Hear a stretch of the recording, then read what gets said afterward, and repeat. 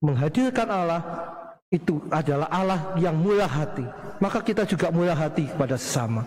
Tadi Pak Ijo, Pak Yang, Tulki, Mbah Bejo dan lain-lain sudah merasakan kehadiran Yesus dalam Ekaristi. Pak Yang sejak 5 dina wis dibaptis, lahir 5 dina baptis. Mereka sudah mengalami diselamatkan oleh Yesus. Dan kini mereka berusaha untuk menghadirkan Allah, menghadirkan Yesus kepada sesamanya. Mereka bukan hanya penikmat keselamatan, mereka juga berbagi keselamatan dengan sesama. Dalam nama Bapa dan Putra dan Roh Kudus. Amin. Tuhan bersamamu. Dan bersama rohmu. Bapak Ibu, para saudara sekalian yang terkasih, selamat sore. Selamat sore.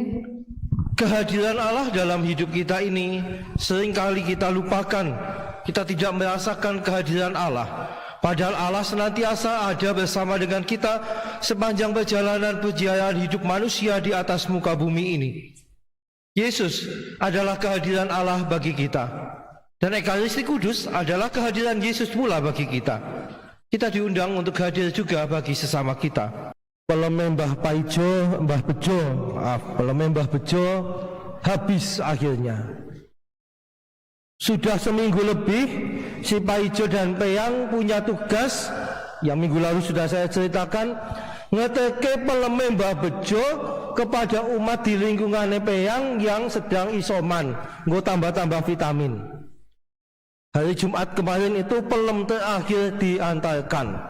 Setelah itu Paijo, Peyang kali ini ditambah Tulkiem, pacare Paijo sing paling setia, ikut ngumpul.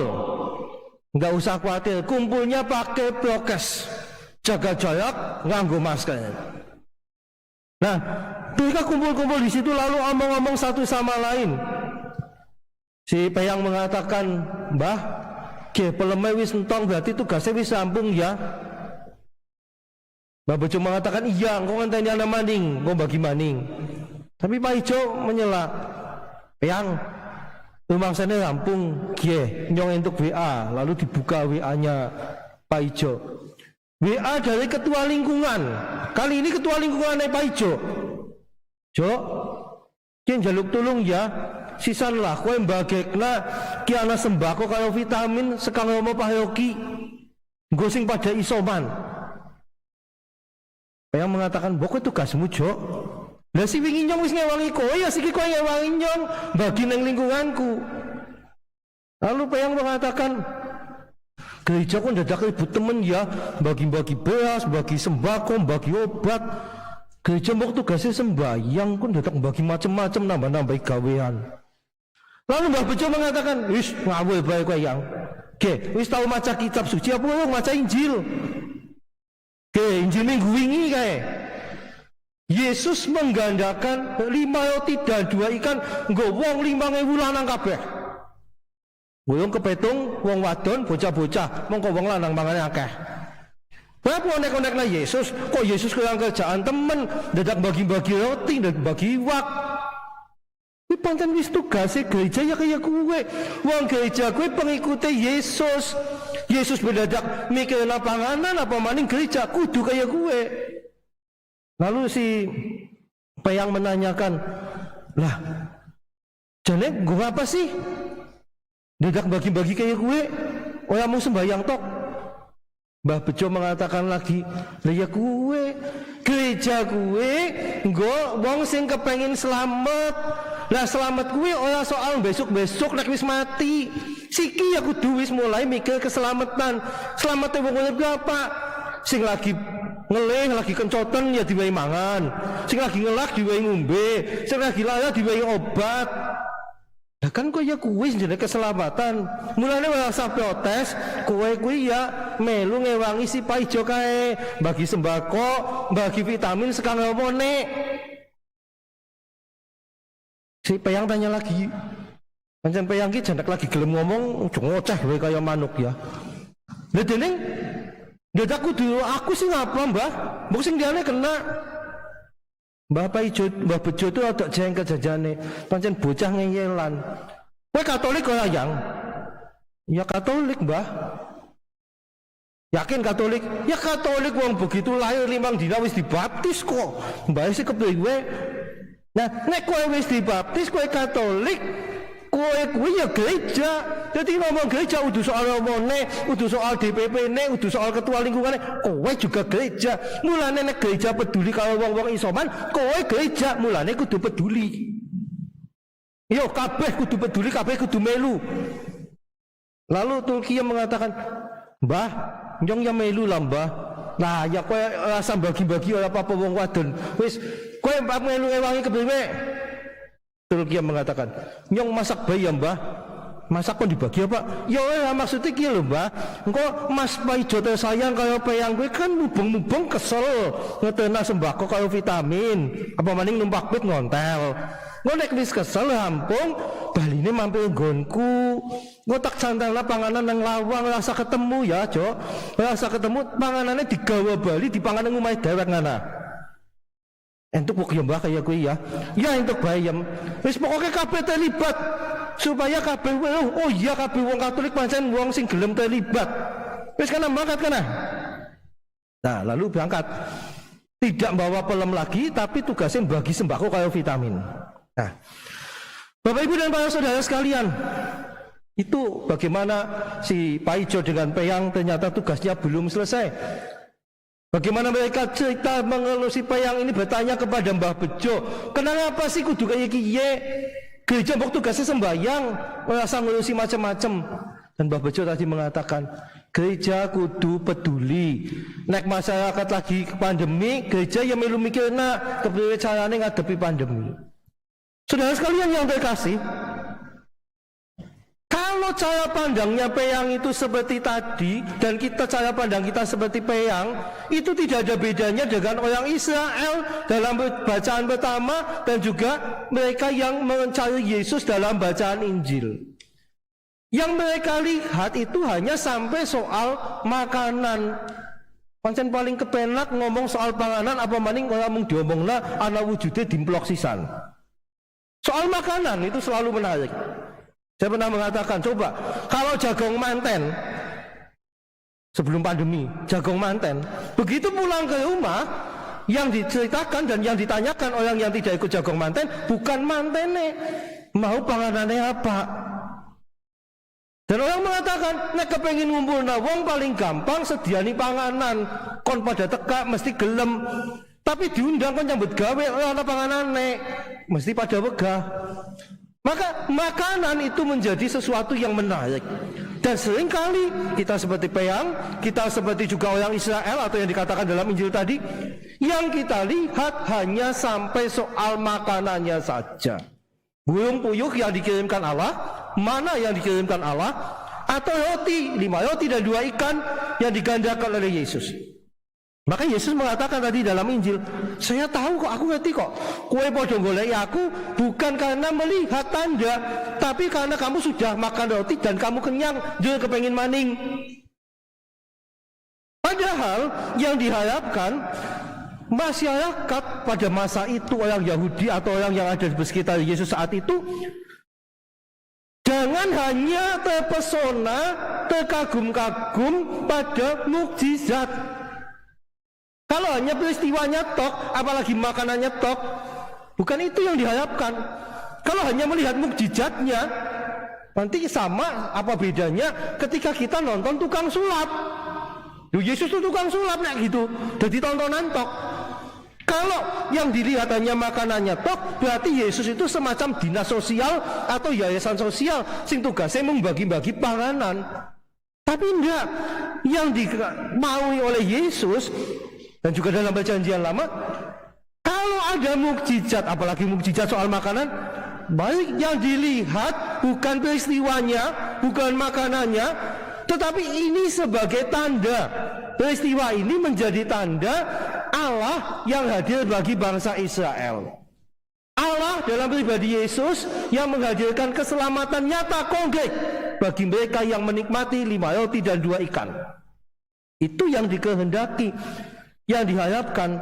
Jadi kalau zaman perjanjian lama, Allah hadir melalui nabi-nabi, tapi juga lewat peristiwa-peristiwa langsung yang terjadi dalam perjalanan bangsa Israel itu.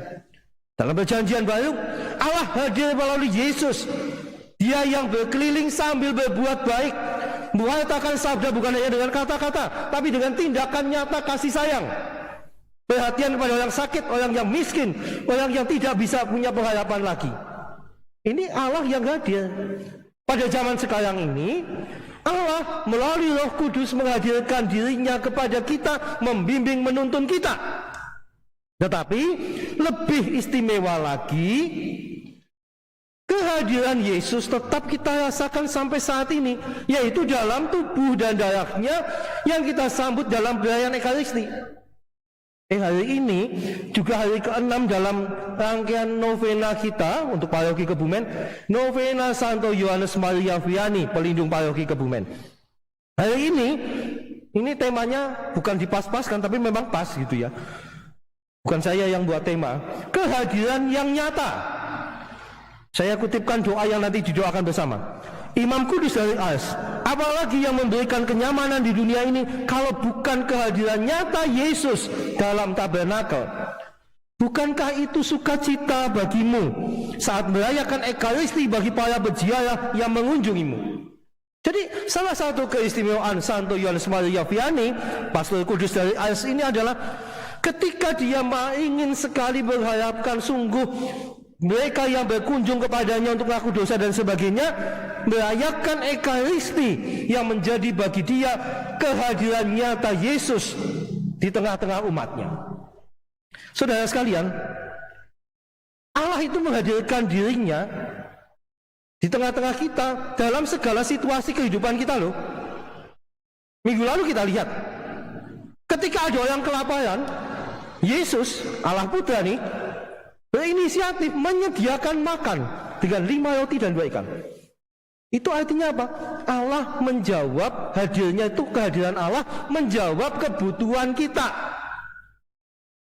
Sekarang lagi masa pandemi ini, Allah menghadirkan dirinya melewat para dokter, para medis dan sebagainya, lewat orang-orang yang mau peduli, ambil bagian dalam penanganan COVID-19.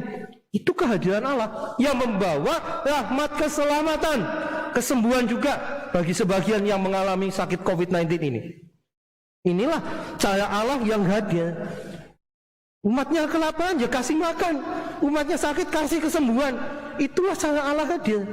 Nah, saudara sekalian yang terkasih, kalau tadi dikatakan dalam novena yang ke-6 kehadiran yang nyata, kita juga diajak untuk mengalami hal yang sama.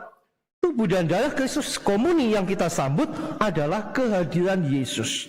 Jadi walaupun Yesus tidak bersama secara fisik di dunia, dia tetap bersama-sama dengan kita. Walaupun sekarang ini sebagian Bapak Ibu yang mengikuti misa ini secara streaming harus dengan sabar mau menyambut komuni dalam kerinduan yang selama ini disebut dengan komuni batin itu.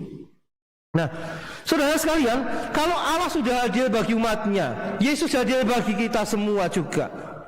Lalu mestinya loh yo, kita itu juga menjadi tanda kehadiran Allah, tanda kehadiran Yesus di tengah sesama kita dalam situasi ini. Sama seperti Allah hadir dalam situasi manusia, Yesus juga sama. Kita juga diajak untuk hadir di tengah masyarakat kita, di tengah situasi seperti ini. Kalau tadi Mbah Bejo dengan bagi pelem, Paijo Peyang dengan membagikan, mendistribusikan, istilah canggih ya toh, mendistribusikan pelem Mbah Bejo, lalu mulai juga mau membagikan, mendistribusikan sembako kayak vitamin sekang payoki. Tulkiyem tidak ikut bagi tapi masak nggo Paijo kayak Peyang. Inilah cara mereka menghadirkan diri mereka sebagai tanda kehadiran Allah bagi mereka yang sedang sakit. Nah, di situ kita melihat situasi dunia dalam pandemi COVID-19 ini, Allah hadir dalam situasi yang sama. Jadi jangan sampai menghadirkan Allah secara membagi ya sesuai kebutuhan ngono loh. Jangan ada orang datang, Pak, Bu, saya kelaparan. Oke, nyong duwe bantal turahnya, bantalnya nggo kowe. Rumangsane wong kencoten kon mangan bantal. Kita tidak menjawab persoalan. Allah nggak hadir di situ nanti. Kita hadir orang kelaparan kasih makan gitu loh. Yang saya punyanya sedikit, ya dibagilah ya. Nek berbagi rasa ngenteni kokean tuh lah memberi dibagi. Dalam keterbatasan kita bisa menolong. Tadi Pak Ijo, Peyang, Tulkiem, Mbah Bejo itu kan bukan orang kaya, mereka berbagi loh. Lalu bagaimana pula sekarang kita bisa berbagi dalam situasi yang sama? Hadir membawa keselamatan, sukacita. Ya minimal 5M gue. Mencuci tangan, memakai masker ini walaupun keringetnya kayak yang ini rasanya Jan. Menjaga jarak. Saya jaga jarak loh dengan susternya di sana, Mas Agus tukang ojek di situ. Ini jaga jarak semua, misdinarnya di ujung sana. Menjauhi kerumunan dan kemudian membatasi mobilitas. Nek koyo perlu rasa kelayaban nang omah baik. Rasa dolan-dolan, rasa kunjungan, rasa ndadak ngumpi. Ini 5M ini bentuk kehadiran kita menghadirkan Allah di tengah masyarakat. Jadi kurang siji loh. Nek wong beriman ki aja mung 5M. Tambah dene siji. Ndonga, doa. 5M tambah doa. Nek ora ditambahi doa kowe mangsane kowe kuat apa? Nah, 5M dan 1D itulah tanda Allah hadir melalui kita. Itulah tanda bagaimana kita menghadirkan Allah di tengah masyarakat kita ini. Bapak Ibu dan Saudara sekalian, kalau Allah hadir dalam diri Yesus putranya dan Yesus hadir secara nyata dalam Ekaristi Kudus bagi kita, kita ini pengikut. Sing jenenge pengikut kudu melu. Apa yang dilakukan Yesus? Ya melu ayo. Yesus menghadirkan dirinya bagi kita. Kita juga menghadirkan diri Yesus, diri Allah dalam hidup bersama. Jangan mengatakan Yesus kono lah hadir dewek lah kono bagi panganan dewek. Jangan. Kita juga pengikut, maka hadirlah. Maka kita punya tugas, punya undangan bagaimana caranya kita menghadirkan Allah, menghadirkan Kristus di tengah masyarakat. Sehingga akhirnya apa?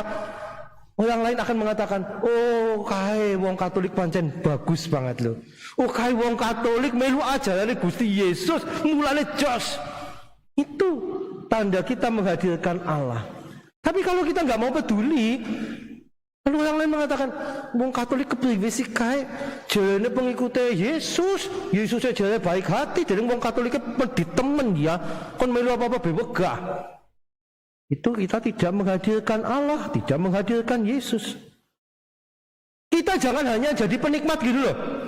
Yesus kan tak tampani rezekine, tapi ketika Yesus mengatakan, kamu berbagi, eman gua aku dewek baik. Menghadirkan Allah itu adalah Allah yang murah hati. Maka kita juga murah hati kepada sesama. Tadi Pak Ijo, Peyang, Tulkiem, Mbah Bejo dan lain-lain sudah merasakan kehadiran Yesus dalam Ekaristi. Peyang sejak 5 dina wis dibaptis, lahir 5 dina baptis. Mereka sudah mengalami diselamatkan oleh Yesus. Dan kini mereka berusaha untuk menghadirkan Allah, menghadirkan Yesus kepada sesamanya. Mereka bukan hanya penikmat keselamatan, mereka juga berbagi keselamatan dengan sesama. Bapak Ibu Saudara sekalian, apa yang sudah dilakukan untuk menghadirkan Allah yang penuh kasih, yang maha baik itu di tengah masyarakat Bapak Ibu? Semoga kita jangan ketinggalan. Kita pengikut Kristus, ikut Yesus menghadirkan Allah. Amin. Kita mendoakan doa novena pada hari yang ke-6. Kita berdoa bersama. Imam Kudus dari Ars, apalagi yang memberikan kenyamanan di dunia ini kalau bukan kehadiran nyata Yesus dalam tabernakel? Bukankah itu sukacita bagimu saat merayakan Ekaristi bagi para peziarah yang mengunjungimu? Engkau menolak komuni bagi jiwa yang menolak untuk mereformasi diri, tetapi hanya untuk jiwa yang berkehendak baik. Engkau membuka lebar pintu perayaan Ekaristi. Engkau yang setiap hari dalam misa kudus menerima komuni kudus dengan penuh cinta, berilah kami semangatmu. Berkat pembebasan dari dosa berat, perolehlah bagi kami keinginan yang tulus untuk mendapatkan rahmat dari perjamuan kudus. Imam Kudus dari Ars, kami percaya dan berharap penuh akan perantaraan doamu. Kami doakan novena ini khusus untuk bertumbuh kembang dan keselamatan seluruh umat gereja paroki Kebumen. Bapa kami yang ada di surga, dimuliakanlah namamu, datanglah kerajaanmu, jadilah kehendak-Mu di atas bumi seperti di dalam surga. Berilah kami rezeki hari ini, dan ampunilah kesalahan kami, seperti kami pun mengampuni yang bersalah kepada kami, dan jangan masukkan kami dalam pencobaan, tetapi bebaskanlah kami dari yang jahat. Salam Maria berrahmat, Tuhan sertamu. Terpujilah engkau di antara wanita, dan terpujilah buah tubuhmu Yesus. Santa Maria Bunda Allah, doakanlah kami yang berdosa ini sekarang dan waktu kami mati. Kemuliaan kepada Bapa dan Putra dan Roh Kudus. Seperti pada permulaan, sekarang selalu dan sepanjang segala abad. Marilah kita berdoa. Allah yang Maha Besar dan penuh belas kasih, Engkaulah yang telah membuat Yohanes Maria Vianney begitu mengagumkan dalam semangat karya pastoralnya dan begitu dalam cintanya yang tetap kepada pertobatan. Kami mohon kepadamu, karuniakanlah rahmat-Mu kepada kami, demi teladan hidup dan campur tangan Yesus Putramu, untuk memenangkan bagi Kristus jiwa-jiwa saudara kami seiman, dan untuk meraih kemuliaan yang kekal bersama mereka. Santo Yohanes Maria Vianney, pekerja yang tiada duanya di lahan pelayanan yang dipercayakan kepadamu, perolehkanlah untuk gereja ini perwujudan dari kerinduan Yesus. Dia yang bersabda, tuaian berlimpah tapi pekerja sedikit. Mohonlah kepada Sang Empunya tuaian untuk mengirimkan pekerja-pekerja bagi kebun anggurnya. Santo Yohanes Maria Vianney yang kudus, doakanlah para imam dan calon imam. Semoga keteladanan dan doamu melipat gandakan panggilan-panggilan sejati kepada hidup imamat. Semoga Roh Kudus mengaruniakan penerus-penerus teladanmu. Kiranya Roh Kudus selalu pula mengaruniakan orang-orang kudus kepada kami, untuk menjadi pendoa dan penolong kami, dengan perantaraan Kristus Tuhan kami. Pada Rabu tanggal 4 Agustus yang akan datang, kita akan merayakan pesta Santo Yohanes Maria Vianney yang adalah pelindung paroki kita. Kami mengundang Bapak Ibu Saudara sekalian, umat paroki Kebumen khususnya, dan setiap orang yang mau bergabung dalam perayaan Ekaristi pukul 18 atau jam 6 petang melalui channel YouTube paroki Kebumen ini. Kehadiran Anda sungguh akan mendukung seluruh umat paroki Kebumen, teristimewa di tengah pandemi COVID-19 ini. Akhirnya, terima kasih atas kebersamaan dan doa-doa kita dalam perayaan Ekaristi ini. Kita diundang menjadi tanda kehadiran Allah di tengah masyarakat. Tuhan bersamamu. Dan bersamamu.